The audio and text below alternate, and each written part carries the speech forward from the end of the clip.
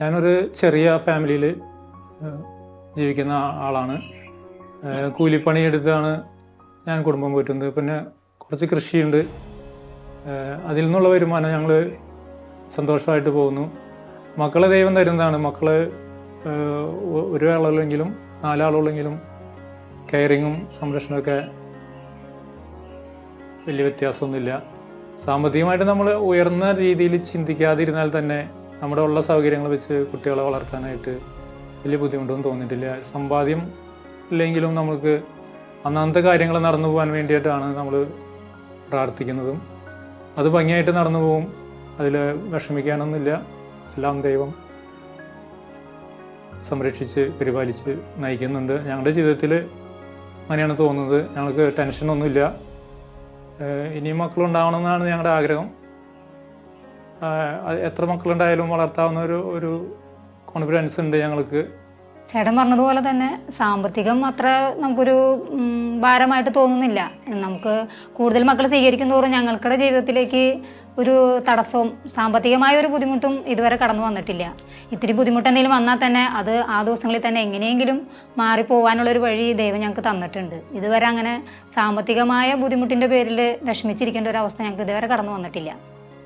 ഇപ്പോൾ ശരിക്കും പറഞ്ഞാൽ ഞാൻ പറഞ്ഞതുപോലെ തന്നെ ഞങ്ങൾക്ക് ആദ്യത്തെ കുഞ്ഞുണ്ടാവാൻ വേണ്ടി താമസം വന്നപ്പോൾ വല്ലാത്തൊരു മാനസിക വിഷമമായിരുന്നു.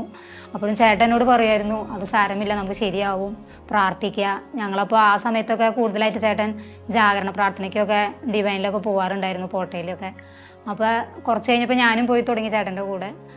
അപ്പോൾ അവിടെ ചെന്ന് പ്രാർത്ഥിക്കുമ്പോൾ നമുക്ക് ആ ഒരു ദൈവത്തിൻ്റെ ആ ഒരു കരുതലുണ്ട് എന്ന് മനസ്സിലായപ്പോൾ പിന്നെ മനസ്സിൻ്റെ വിഷമം പതുക്കെ പതുക്കെ കുറഞ്ഞു.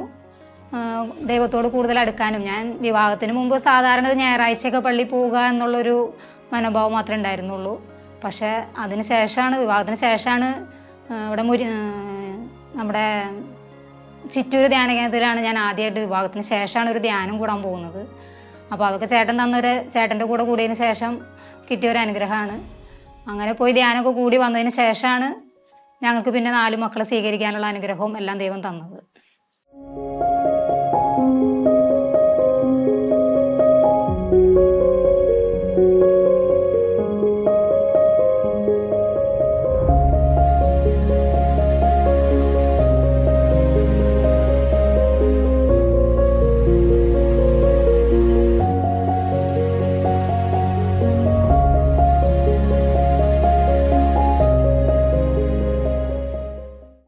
ക്ലാസ് വിട്ട് കഴിഞ്ഞ് വന്നു കഴിഞ്ഞാൽ അവർ TV കുറച്ചേരം ഇരുന്ന് കാണും. പിന്നെ കുളി, അതിൻ്റെ ഇടയ്ക്ക് കളി, കാര്യങ്ങളൊക്കെ കഴിഞ്ഞ് പിന്നെ അകത്തേക്ക് കയറിയ പിന്നെ അവരുടെ പഠന മേഖലയിലേക്ക് അവർ കിടക്കുകയാണ്. ആ സമയത്ത് പിന്നെ TV കാണില്ല. പഠിച്ച് കഴിഞ്ഞ ശേഷം സമയം ഉണ്ടെങ്കിൽ മാത്രം കുറച്ച് നേരം കൂടി ഇരുന്ന് കാണും. അല്ലെങ്കിൽ പ്രാർത്ഥന എത്തിക്കുക, കിടക്കുക. ആ ഒരു രീതിയിലാണ് ഇപ്പോൾ ഞങ്ങൾ പോയിക്കൊണ്ടിരിക്കുന്നത്. ഞങ്ങൾക്ക് ആകെ ഒരു ടച്ച് ഫോണുള്ളൂ. ഞാൻ കൊണ്ടുപോകുന്നത് ഒരു ചെറിയ ഫോണാണ്. വൈഫാണത് ടച്ച് ഫോൺ ഉപയോഗിക്കുന്നത്.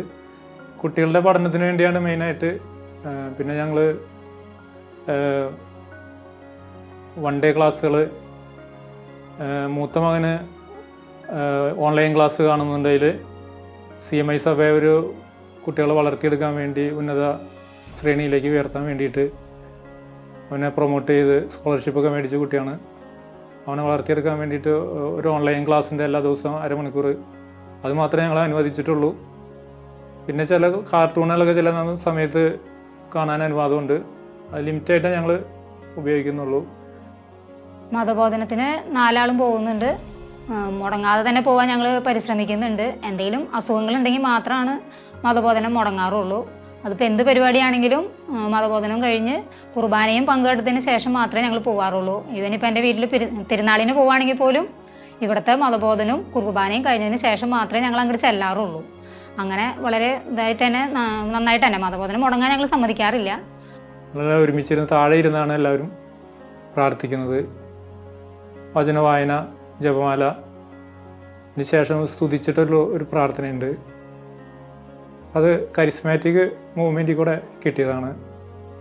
അത് ഞങ്ങൾ എല്ലാ ദിവസവും തുടർന്ന് പോകുന്നു. നല്ല അഭിഷേകമുള്ളൊരു സമയമാണത്. എല്ലാവരും കൈകൾ ഉയർത്തി ദൈവത്തെ സ്തുതിച്ച് ഒരു 1-2 മിനിറ്റ് പ്രാർത്ഥിക്കും. അങ്ങനെയാണ് മുന്നോട്ട് പോകുന്നത്.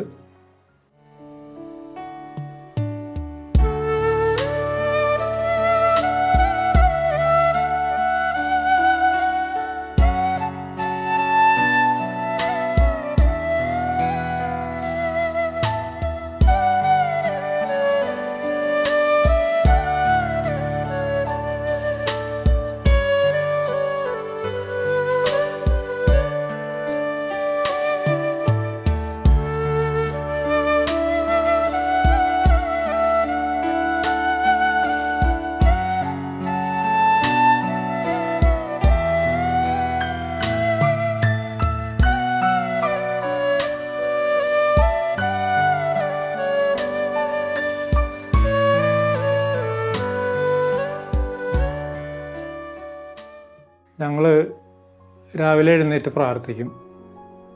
അന്നത്തെ കാര്യങ്ങളൊക്കെ തമ്പുരാൻ്റെ മുമ്പിൽ സമർപ്പിച്ചിട്ടാണ് ഞങ്ങൾ ബെഡ്റൂമിൽ നിന്ന് എഴുന്നേറ്റ് പോരുന്നത്. അപ്പോൾ പിന്നെ അങ്ങനെയുള്ളൊരു പ്രാർത്ഥന മുന്നിൽ നിൽക്കുമ്പോൾ വേറെ വ്യത്യസ്തമായ ഒരു അഭിപ്രായത്തിന് അവിടെ സ്ഥാനമില്ല എന്നാണ് ഞങ്ങളുടെ ജീവിതത്തിൽ ഞങ്ങൾക്ക് മനസ്സിലായിട്ടുള്ളത്. അതുപോലെ തന്നെ വൈകുന്നേരം കിടക്കുന്നതിന് മുമ്പ് ഞങ്ങൾ പ്രാർത്ഥിക്കാറുണ്ട്. നന്ദി പറഞ്ഞ് പ്രാർത്ഥിക്കും. പ്രാർത്ഥനയിൽ അധിഷ്ഠിതമായിട്ട് തന്നെയാണ് മുന്നോട്ട് പോകുന്നത് കൊണ്ട് നമുക്കങ്ങനെ ബുദ്ധിമുട്ടുകളില്ല എന്ന് പറയുന്നില്ല. ചെറിയ ഇണക്കങ്ങളും പിണക്കങ്ങളും എല്ലാം ഉണ്ട്.